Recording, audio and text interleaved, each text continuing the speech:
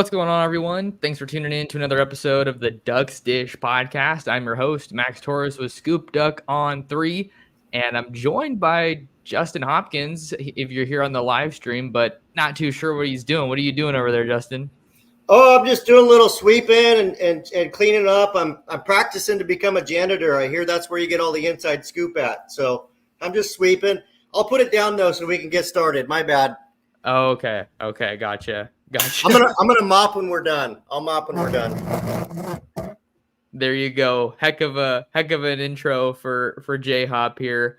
But we're glad to be joined by you guys once again, rocking with you on the ScoopDuck on 3 YouTube channel in a live edition of the Ducks Dish podcast, the Oregon Recruiting Hour, August 8th, 2024.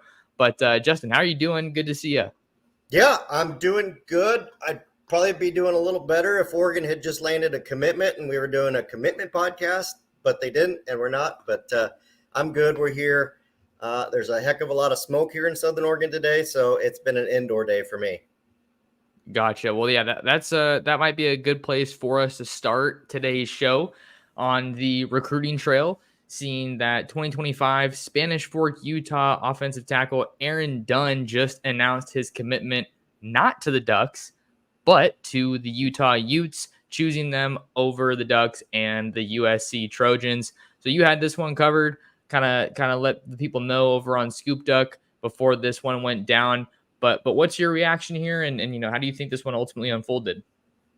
Yeah, I mean, this I will say this. I think Aaron Dunn did a really good job keeping his commitment, close to his vest and not really giving a lot away because, for a while the Oregon was kind of out of it, and then as we reported, they've kind of had clawed or battled back into it. About a month ago, 3 weeks ago, somewhere around there. It felt like at times USC maybe had the edge there and was the team to beat. Felt like maybe Utah was a team to beat. And this is all in the last month. Kind of felt like maybe Oregon had clawed back in there. But yeah, I mean, credit Coach Whittingham and his staff there at Utah for, keeping him in state. This is a big get for them. I know that Aaron Dunn's not, a 5-star, not a top 50 player, but he's a really good player. Like, he's a really good pickup for them. This is a guy that Oregon certainly wanted. So it's not like the Ducks didn't try, and it's, not like they let him go to Utah. Utah earned this commitment. So it's great for them. Obviously, it leaves Oregon, looking for more offensive tackles at the prep level in this class. And quite frankly, it's just not a great class of offensive tackles. It's not a deep class of offensive tackles. So it certainly has made that, I think, a little bit challenging for Dan Lanning. And Oregon has really tried to put an emphasis on Utah when it comes to recruiting the best players that the state has to offer. But credit to Kyle Whittingham and his staff over there, because they aren't heavy hitters on the recruiting trail, but it feels like every cycle, Justin, their top competition against Oregon or any other school that is trying to come in and take some of those elite prospects. So definitely not the way you wanted this one to break if you're the Ducks or if you're a Duck fan. But we can talk a little bit now about how Oregon moves forward with offensive line recruiting and maybe some other stuff on the recruiting trail as well. But Oregon has 3 commitments right now, from Zaire Addison, of course, out of Florida. You also have Dimitri Manning out of Bellevue, Washington. And then you have, I'm still trying to get his name down. I don't know if you have it down yet. Alai Kalaniuvalu from Bishop Gorman. He seems like he's going to be potentially their center this class. But yeah, let's just talk about that. The haul that Oregon has and where you think they move forward from here. Yeah, and I just wrote an article on that on ScoopDuck. As you and I were kind of prepping for that news of Dunn going to Utah. And I'm going to say this: look, they've got 3 good pieces right now committed, and that's great. They need more. They need tackles specifically, and I guess it means that holding on to Zaire Addison becomes of the utmost importance, right? Because he's in Florida. You definitely don't want to lose out on him, along with not landing Aaron Dunn and some of the others. So transfer portal aside, right? Because we'll just kind of table that for a couple months, because I think it's pretty clear Oregon's going to have to dip into the transfer portal for at least one offensive tackle. possibly more, but I have said all along, just kind of have that in the back of your mind because that'll be a plan.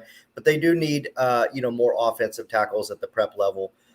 The one, the name I'm going to throw out is 5-star Michael Fasusi, and I say that with a couple things here.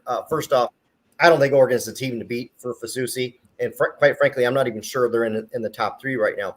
But I do know this: there's 2 things with Fasusi. A, Oregon postponed or delayed their official visit with him that they could have had in June. And I don't think that wasn't a mistake. He didn't cancel it. Oregon canceled it on him.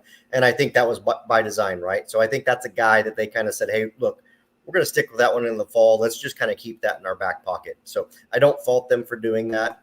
And we'll see how it turns out. Second thing is this, and this pretty much applies across the board at any position. We don't see Oregon going after deep flyers or guys like that very often, hardly ever, right? They pick a couple every year and they get them. But when they miss on guys, it's not like they go and find some 3-star from Idaho that nobody's ever heard of and that they're beating, Idaho State out for to land. That's not what Dan Lanning does. He's either going to go get guys that can help them compete, basically right away, or he'll hold off and just stay patient. So, right now, I mentioned Michael Fasusi. He's a 5-star, top 15 player. That's an obvious name. Again, I think he probably ends up committing to Texas or Oklahoma, but I think Oregon will chip away at that one still, which is really weird to say that they'll try and flip somebody that hasn't committed yet, but that's what it feels like will happen. That was a rambling answer, but yeah, that's the first one. Also in the article, I did outline a couple other things like Juan Gaston and some other guys that they've been in on. And just kind of where things are. But yeah, there's no perfect answer. Oh, it's okay, they missed out on Aaron Dunn, this guy's waiting right here for Oregon. There isn't one of those right now. And with Fasusi, that's kind of been the feeling as well on my end. If and when Oregon does host him for an official visit, I think it's going to be more than likely that it's as a Texas commit. But you do have some other big schools in the picture there. Oklahoma, Missouri, I think are 2 other ones that come to mind. I don't know about Texas A&M, but I'm sure that they're in the picture there, seeing that he's one of the top guys in the Lone Star State. But it's not all sunshine and rainbows right now, Justin. If you're following Oregon football recruiting, specifically on the offensive line, you talked about a couple of the other names worth watching here. I really like your point about Zaire Addison hanging on to him. I think even if Oregon was able to get Aaron Dunn or Fasusi was in the fold, hypothetically, right, I still think it's going to be a battle to hang on to Zaire Addison. But fortunately for Oregon, he looks really dialed in, really locked in with the Ducks. But with players from Florida that have Miami, Florida State, Florida programs like that in their backyard, you can never sleep too easily at night. And I wanted to use that to kind of segue into a broader point with Oregon recruiting. I think one of the biggest differences that we've seen, or we are seeing rather, with the 2025 and the 2024 classes are twofold. The first one being Oregon's missing on a decent amount of players. I'm not saying they're doing a bad job. This is still an amazing class, but there's been some legitimate misses or some legitimate head-to-head losses, however you want to word it. And it feels like, I don't know, you on the outside looking in, you could see oh, is there a chink in the armor or something? Is that the saying, some kind of dent in the armor is what I'm saying, some kind of vulnerability. Maybe that wasn't the right word, but it seems like that's kind of a reality here. And I just thought that was interesting because you're seeing them lose out on a guy like a Noah McHale, for instance, or a Trajan Odom or a Josiah Sharma, guys that they legitimately wanted. And it felt like there was a chance for them to get those guys, but it didn't end up happening. Of course, Sharma flipped, but that's a unique circumstance. So what do you think about that and just how fluid recruiting is? That was kind of the other point, but maybe we can table that later on in this discussion. Yeah, I don't know how Oregon's missing when they have unlimited NIL, right? They should literally have just written a bigger check for Aaron Dunn. That's it. No, you're right. There's been some misses. And one of the things that I think I'm looking at, and I think that maybe Oregon is looking at, is, ultimately in today's recruiting with NIL, with official visits taking place in summer, commitments, getting earlier and earlier every year. I mean, look at the 2026 class and how many commitments there are already. And I mean, those guys are still a year and a half away from signing with anybody. I think if you're Oregon, and we haven't gone into this yet, but I think you're looking at these early commitments more of reservations, right? Like, I've reserved my spot at this school is basically how I see it a little bit. And now a couple things. These kids, look, kids used to flip 5-6 years ago, and they were committing in October and November. Now we've got kids committing in, February, March, April, May, June. The window's even bigger. Flips are going to happen. They're going to happen at an all-time high. Okay. It's going to, November is going to come, and kids are going to have taken other visits just to make sure they're making sure of their decision. Oregon's not going to quit recruiting, Michael Fasusi because he commits to wherever. Oregon is certainly not giving up on DJ Pickett because he, committed to LSU. It's different in recruiting. And so I think folks need to kind of get used to that. And that's why you and I bring up Zaire Addison. Like, we're not going to just sit here and say, Oregon's going to flip all these other guys, but none of their guys are going to flip it all. Like, you got to look at Zaire Addison and just be real with yourself. Florida hasn't given up. Miami hasn't given up. He's 3,000 miles away in the Tampa area. He's probably he hasn't said anything. Like you said, he's saying all the right things, and I have not heard anything to suggest that he's flipping anytime soon. But let's be real about it. That possibility exists. So, I think if you're Oregon, there is absolutely zero need to panic in August. Yes, it would be better if Michael Fasusi was a Duck or Aaron Dunn was a Duck or, whatever the case might be. It'd be better if they had Noah McHale committed instead of him committing to Texas A&M. My point is there's going to be a kind of like a second window of recruiting. And I think that's where you'll see Dan Lanning and those guys get real serious about, okay, here's the 4 positions that we need guys at. We need tight ends. We need linebackers. We need offensive tackles. We need another safety. Whatever the case might be, they're going to figure out who they can get. And it's going to be somebody good. And just because we don't know the name today doesn't mean that it's not a reality to happen. A lot of really good stuff there. I liked what you mentioned about kind of a reservation and how there's a second wave or window of recruiting, because I was just thinking about that as the other day, as the season gets closer. We had some spurts in the summer, like when things were super busy and they were getting a lot of commitments, but then it'll kind of taper off and not be super busy as far as recruiting goes. And I'm thinking, man, like, I just know I'm going to be driving to a game in a couple of weeks. And, I always like to call people, whether it's sources or friends, whatever, while I'm driving, and then try to get some scoop that way, or just, catch up with people. And there's going to be a lot of scoop out there, on the sidelines of these games, at practices, talking to people around these programs. So it's to your point, kind of legitimizing that second window. Like, we're going to have some visitor lists for some of these games. You're like, oh my God, that guy's coming now. Like, that Ohio State visitor list is going to be unreal, as we saw last year with like the USC game, for example. That was a huge one. So a lot of really good stuff there. I think that we're going to see Oregon continue to prioritize more and more guys in the 2026 class. I'm trying to get out to Mater Dei here relatively soon, might be tomorrow, but we know that that's obviously a big priority for Oregon.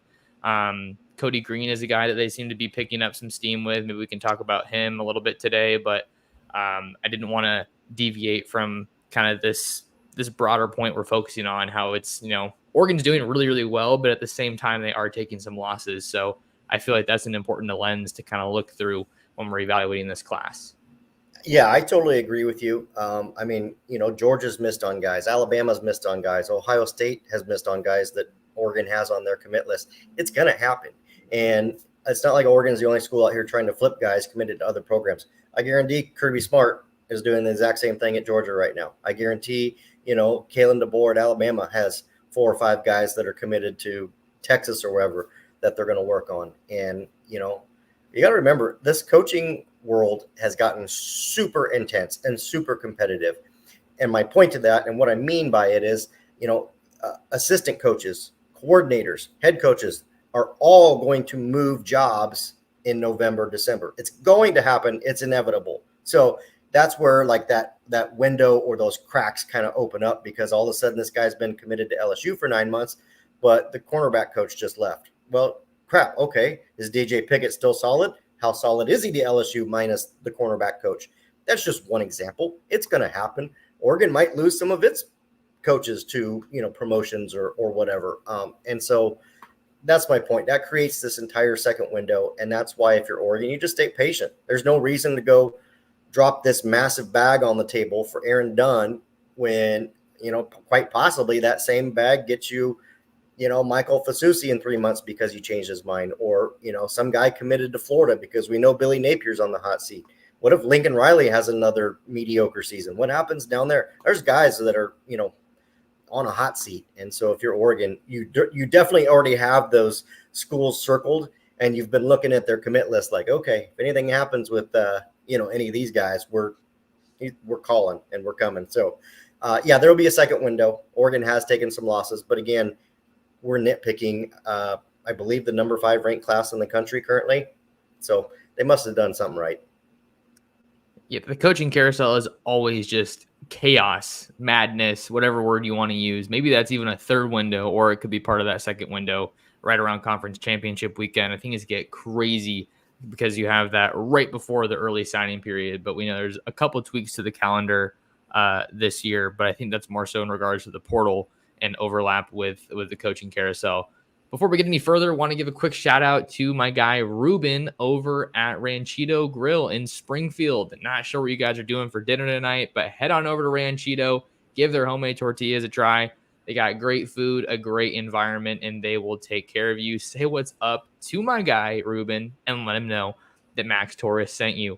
Got one more recruiting question, and then we can maybe switch to a little bit of fall camp, Justin, if that sounds good to you. From my guy, Mikey G, here in the chat. Am I off base to assume that any shortfalls in this class can/will be made up at the end of the year via the portal?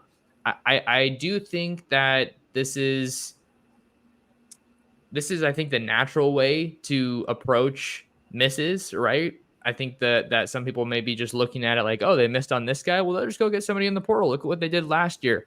I wasn't expecting them to attack the portal as hard as they did this year, Justin. It was pretty insane.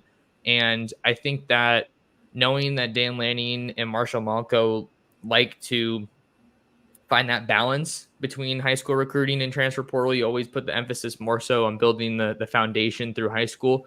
I don't necessarily think that you're going to see them just look to the portal on some of these misses. I think it depends on which position and also how many years those guys have left, because they're taking that very much all-in approach this year with some one-year guys, but I don't think you want to get in the habit of doing that. Yeah, you don't. I mean, the transfer portal, if you're a program like Oregon or Ohio State or Georgia for that matter, the transfer portal should be used to basically utilize any shortfalls, any shortcomings that you think you have on your roster. Now, the difference there is it shouldn't be relied upon to build your roster. So there's a big difference there. And so you need to take a step back and say, okay, Dan Lanning obviously saw a lot of shortfalls on his roster when he first got here, hit the portal super hard, brought in a bunch of dudes. They obviously elevated the program. Last year, I agree with you. I think he hit it a little bit harder than I expected him to. But if you look at it, every one of those guys that came in made sense. There was never why would they go get this guy? It doesn't make any sense. Like, they went and got a kicker because it made total sense, right? Obviously you bring in Dylan Gabriel. That was made total sense. You work so hard a second time around on getting Derek Harmon because once again, that made sense. So I think Oregon will attack it that same way. They will do their absolute best to put together a great commit list, get as many quality prep guys as they can, and then like offensive tackle that we've been talking about. Maybe they strike out. Maybe it just doesn't go well and they don't get a dude. Maybe instead of taking one offensive tackle in transfer portal, they have to take two. And, that's just what you're going to have to do. That's, it's better than not taking any. And I'm going to finish with this. And this is not specific to Oregon. But, people want to talk about tampering or whatever. Tampering doesn't exist. And here's why. Because all these guys have NIL agents now, and the NIL agent can talk to whoever the hell he wants to, whenever he wants to. All right. So here we are a couple weeks into fall camp, right? I guarantee there are kids all over the country that have already talked to an NIL agent about, hey, after this season, I'm out of here. Like, I guarantee that's already happened. And it's only going to happen more and more as we actually get into the football season. So I do trust Dan Lanning and Marshall Malco to have an ear to the ground and kind of have a good idea of what might be available to them in the transfer portal. And that will impact how they recruit as well.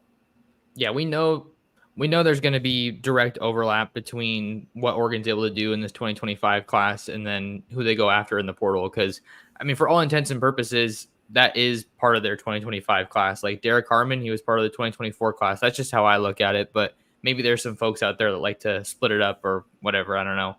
But you mentioned fall camp, Justin. So what better time than right now to talk about some fall camp, because football is in the air in Eugene once again. Man, I am missing it out there. Definitely want to get up for a game this season, maybe two. We'll have to see how things shake out. I got things started. I guess maybe we can get some started here in the live stream in the pod, talking about some of the players with the most hype for Oregon this year. I wrote that story over on ScoopDuck.com, and you guys got to come try us out. Come see us at ScoopDuck.com for the best in Oregon football and recruiting. We also got a phenomenal community that we have there on the message board, so make sure to check us out. Justin, I'm not sure if you got to read that one. Obviously, I wrote that, so I know which players were on the list, but I'll hop into it here and talk about one of the players that I think has the most hype. And I think really it's to start off the list, it's a pretty straightforward and obvious one, but one that has to be mentioned, Dillon Gabriel. I mean, for a guy that comes in from the transfer portal, one more year left, he's literally following in Marcus's footsteps, being from Hawaii. He's wearing the number 8. I think that Dillon Gabriel makes a ton of sense, and there's understandably a lot of hype around him. Yeah, you're right. Unfortunately, I haven't had the chance to read the names that you wrote because I was working on some of the Aaron Dunn stuff, and that's okay because I can shoot from the hip here. Probably the next one up for me would be wide receiver Tez Johnson, Dillon Gabriel's assumed favorite target, right? And I say that here's why, because there were down the back half of the season last year, there were very few receivers in the country that outperformed Tez Johnson in those final 6-8 week window, whatever it was. The dude caught fire, and you could see him and Bo Nix were obviously had great chemistry. So he enters this year with last year over 1,100 yards receiving and 10 touchdowns. And he's coming back in a system he's going to know a lot better. You gotta assume Tez Johnson's going to have a huge year this year. See, I didn't put Tez on the list. I did name him, like I mentioned him in the story, but I mentioned him in the part where I wrote about Evan Stewart. So we can hit Tez and then talk some more about Evan Stewart. I think one thing that would be kind of interesting maybe people can let me know in the chat, but I also want to kind of get your thoughts, Justin. When Tez committed to Oregon as a transfer wide receiver from Troy, did anybody see this level of success and production in his future? Because I remember I interviewed him, and he was an awesome interview, really fun to talk to, but, undersized, pretty skinny, but fast as hell and super twitchy. Maybe in the past you would kind of view him as a gadget guy, if you will, but he's proven to be so much more than that. And sure, his chemistry with Bo Nix played a part, I'm sure, with them playing some high school ball together out in his home state of Alabama. But for him to do what he did at Oregon, and I think he broke the single season record for most receptions is just phenomenal. And now he is tasked, I'm sure he's leaning into this challenge, but with repeating, if not taking it one step further this year. Yeah, and I know Bo Nix isn't there, but Dillon Gabriel's not dumb. He doesn't have as many passing yards and touchdowns as he does in the college level by being dumb. So he's going to lean on Tez and the other guys. So I'm sure the chemistry will be just fine there. And like you said, nobody really saw it coming. He didn't get the hype coming out of the transfer portal to kind of justify his play. But I think he's certainly earning the hype this year for sure. We'll talk about a couple more players that I mentioned on that list, Justin, and then we can maybe answer some of these questions in the live chat or anything else that you wanted to get to as far as fall camp goes. I put Derek Harmon on there, and I think he has to be on that list because not only does Tony Tuioti have a Big Ten proven commodity along the defensive line. Another reason that I put him on there was just because of his story and how much effort Oregon had to put in to get this guy to Eugene. Because you were feeling good the first time around when he was in the portal. I think Ohio State and Auburn were some of the other schools that maybe had some traction in that recruitment the first time around. And then he chooses to go back to Michigan State. Then he says, no, I want to leave actually. Gets in the portal. Oregon gets him the same day that they land Alabama safety transfer Peyton Woodyard. And I remember you and I were just pretty fired up about that one and surprised that it happened because that was just like a explosion of momentum for Dan Lanning and the Ducks as they just continued to tear up the transfer portal. Yeah, Harmon was big. Circling back on something we said, that was a need guy, right? That was a guy that helps really just kind of shore up that interior of your defensive line. He's definitely going to be a name Duck fans remember this year and hear called out often, I'm sure. I'll throw out two real quick just because we're on that side of the ball, though. I mean, I think Jeff Bassa's getting a ton of hype, of recognition nationally, and I want to point out Jeff Bassa had a really good chance, really good odds of being at least a mid-round guy in the NFL draft. He would have gotten potentially maybe third round, fourth round, fifth round guy. That's a good spot. Most guys are happy with that. So big win for Oregon. He's going to be the captain of the defense, the quarterback of the defense. The next one for me, I think we could name a ton of these guys, but I've got Kobe Savage because I think Oregon needed help at safety in the worst way. And that guy comes in, really well-rounded and experienced. And I think Oregon's going to be, really leaning on Kobe Savage this year too. So he's getting some hype as well. I played with Jeffrey Bassa in my first game on EA Sports and College Football 25. Funny enough, my first game was Oregon versus Miami in Autzen, a game that would probably never happen. But Jeffrey Bassa was a beast. I mean, he's super cut up, really ripped, and was just he was a great player, and he's going to be a great player for the Ducks this year. There's no doubt about it. And for Kobe Savage, I think he's someone that Oregon fans are maybe a little bit extra excited to see because he got a little bit banged up in the spring game. And I know that kind of took some wind out of the Kobe Savage camps, Kobe Savage fan club sales. But it looks like he should be back and ready to go based on everything that we're kind of hearing come out of fall camp. So he's definitely someone to be excited about. Justin, do you want to hit some of these live comments or do you want to talk about anything that's kind of come out of fall camp? No, if we got some, let's run them. That's why we're doing the live. All right. This one's from Kevin Kelly. He says, I'll leave this question before I leave off to another wedding, J-Hop. Any word on O-line Crater, probably Fox Crater from camp or the younger guys? Yeah, haven't heard a whole ton there, and that's a good question. I probably should do a little digging. But, I think at this point in fall camp, about a week and a half into it, you're really just, those guys have been hit in the face, if you will, with they're probably feeling some fatigue right now from camp, and that's usually about the time this happens. So we'll see who's able kind of to step back up and get into it. But yeah, I mean, such an experienced offensive line that Oregon has. A lot of those younger guys are not going to be heavily relied upon, which is an ideal scenario. But next year, those guys will be huge factors for Oregon. Fox Crater was one of my favorite commits, probably from the 2024 class. He's one of those, I guess, smaller town guys out of Vancouver, someone who really blew up on the national scene after he committed to Oregon. He had all these offers come in, and people were kind of speculating, like, okay, well, how is this guy locked in? Like, or is he going to go to a different school? But he always stayed true to Oregon, and I think that was something I really respected out of him. So I think he'll be someone that's fun to watch moving forward. I wouldn't expect him to have a big role this year, but I think he's definitely someone that this coaching staff is excited about and wants to see what he can do moving forward. But anything else to add there, or are we good for another one? Nope. Bring on the next one.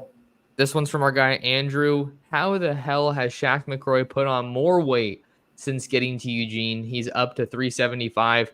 The updated rosters were released yesterday in fall camp, and that was another one that caught my eye, too. I remember I was scanning through looking to see any of the 300 and above, and then I saw that Shaq had maybe come in a little bit, was putting on more weight than he came in at. The massive lineman out of Alabama, that one shocked me a little bit, Justin, because I think that is someone that maybe could be, I don't want to say thrust into action, but somebody that they could find themselves potentially relying on to some extent if anything happens to either Johnny Cornelius or Josh Connerly. So what are you thinking about this one? Yeah, without seeing him, I'm going to assume this because we know Wilson Love's one of the best. I bet you a lot of that's a body transformation in the fact that he's probably down fat but added muscle to his body. And when you're talking about a guy that's 350 pounds or whatever, putting on 15 pounds of muscle, 20 pounds of muscle is not that hard for them at age 18 or 19. So I bet you he's gone through a bit of a body transformation. I just don't want people to get the illusion like, oh man, he showed up and did nothing but ate McDonald's and he's even heavier than he was, out of high school. I seriously doubt that's the case. So also you have to take those heightened weights with a grain of salt because they do play with those things quite a bit. Yeah, they definitely do play with that a little bit. I think rosters across the country, you're like, this guy's not really this. So you see some adjustments that need to be made maybe as the season goes along and more people get eyes on these guys. But Shaq McRoy, so I remember I took a picture of him at spring football when I was out there in Eugene, and he was like literally taller than the golf cart that he was passing at the time as he went into practice, and I snapped a quick photo. So he's a giant, but I do feel like he's probably the offensive lineman that they could potentially be relying on this year from that 2024 haul. But you never know. I think that the offensive line is going to be fun to watch moving forward because I don't think a lot of people were expecting Poncho to play very much as a true freshman, and he had himself a heck of a year. Yeah, no, it'll be, one of my favorite parts, and I think a lot of fans share this sentiment. Assuming, I know we're assuming, but we're not coaches, we can. Idaho shows up to town. Oregon should be up 45-0 at halftime. And what I mean by that, it gives us a chance to see some of these young guys in action, in the second half of that game, fourth quarter, whatever the case might be. And it'll be interesting to see which offensive linemen are able to get some reps out there for that. Managing red shirts is obviously another big task for this staff, but you want to make the most of those 4 games. So the more young guys you can see, provided that Oregon is up big and some of these games are put away, I think the better. We got our guy Juck on Bucks here in the chat. One of my guys out there in the Ohio State market, and I'm pretty sure he's in Ohio. But what's going on, Juck? Thanks for the comment. Thanks for tuning in. Hit me up. We should collab again before the season starts. Maybe get an updated look on how things are out there in Columbus in your neck of the woods. Got a comment here says, I think Jamari Caldwell and Brandon Johnson will kill it this year. Yeah, Brandon Johnson. My bad, wrong comment. We got to hear from him during Oregon Football Media Day when it's just kind of a ton of guys talking to the media. And he was one I was excited to hear from because he wasn't with the team for spring ball, comes over from Duke. Sounds like a really sharp guy, a guy whose football IQ is probably through the roof, and someone that Oregon needs a lot this year because they did have some pretty solid coverage for the most part at cornerback last year with guys like Kyrie Jackson, Jaleel Florence, to name a few, but seemed like safety and star was a bit of I don't want to say a weak spot, but you could see a little bit of drop off, particularly in that game against Washington in the Pac-12 title game. I know Tysheem Johnson was getting picked on a little bit. So you needed to bring in a guy at safety or nickel that can cover. And I think that Brandon Johnson can absolutely do that for you. Guy flies around the field and he gets active in the backfield quite a bit. Yeah, dude's a burner. And I think he was tailor-made for that star position at Oregon. He knew that. Oregon knew that. Not the most highly coveted guy in the transfer portal, but it was a guy Oregon had gone after pretty early on because they saw a fit. And I think he fits right in there in that star nickel spot perfectly. And obviously going with like Kobe Savage and the guys we were talking about earlier really shores up that secondary. And ironically enough, Tez Johnson, who was talking to the media, I think Tuesday it was, a couple days ago. He singled out Brandon Johnson several times. Also love the Jamari Caldwell thing, almost like a forgotten guy in the transfer portal that Oregon got. And again, shouldn't be, because he's going to be a big factor this year. I agree. And Jamari Caldwell is someone who I think is going to make a name for himself. You look at the depth that Oregon has along the D line, and I was thinking about this a little bit more in the past week or so. Obviously, I knew it was going to be good, Justin. This sounds kind of silly, but like I was playing with Oregon in NCAA, and I was like, dang, do I want to play with Mateo and rush the passer? Do I want to play with Birch and rush the passer, or Caldwell or Harmon? Like all these guys are pretty good and they're huge. So that was kind of a point that made me realize, or just take a step back and be like, dang, this front is going to be pretty insane. And then if you have a couple of those guys behind them in the two deep that can break through, some of those young guys, maybe from the 23 class or maybe even the 24, if you can see some Aiden Breland or Jericho Johnson in the two deep, that's looking like it could be a pretty special group. Yeah. Elijah Rushing, another one that's just, super athletic. I do know from the limited amount I've played the video game, Mateo is like OP in that game. He's unreal. They made him stupid good in the college football game. But so, yeah, like you said, it's nice to have all that depth, and they're versatile. Like it's not just three of the same body type across the board. It's guys that you can use in completely different ways. Well, my last quick note on the video game, I think I played 4 games at this point, but one that I did last night that was kind of funny. I did Cal versus Stanford, the big game in Berkeley, and I made it snow. I had it snow coming down in the Bay Area, which literally doesn't happen. Maybe I shouldn't have had Stanford have the white jerseys. That made it a little hard to see, but Jay Knott is like a beast in that game. I was force feeding him, passing him the ball. I think he's going to be one of the sources for excitement in that Cal program this year. Yeah, no, he's going to be a real bright spot for them. I imagine, assuming he doesn't get hurt, he'll have a gazillion carries because they're going to need him.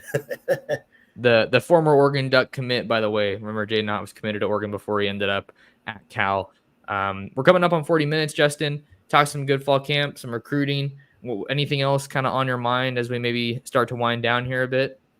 Nope. Maybe just a quick mention that I don't know that we'll do live tomorrow, but we'll have another pod tomorrow, and I think you've lined up a special guest for it, and so make sure you guys get your notifications so you can get these things, because tomorrow's going to be another great show too. It will be a fun podcast tomorrow, that's for sure. So make sure you guys like, comment, and subscribe if you haven't already, and hit that notification bell so you don't miss out on any of the shows that I do or that Justin does with me. Been another awesome episode. You can find more of Justin on Twitter/X at JHopkinsSD. You can find me on all social media platforms at mtorresports. And make sure you guys come and see us at ScoopDuck.com. Give us a try. No better time than right now. Football is in the air, and high school football is going to be starting as well. So we're trying to cover the Ducks when it comes to recruiting, when it comes to football. We're here for all of it, and we want you to be a part of it. So come and see us. But thank you guys so much for tuning in, and we'll see you in the next episode of the Ducks Dish Podcast.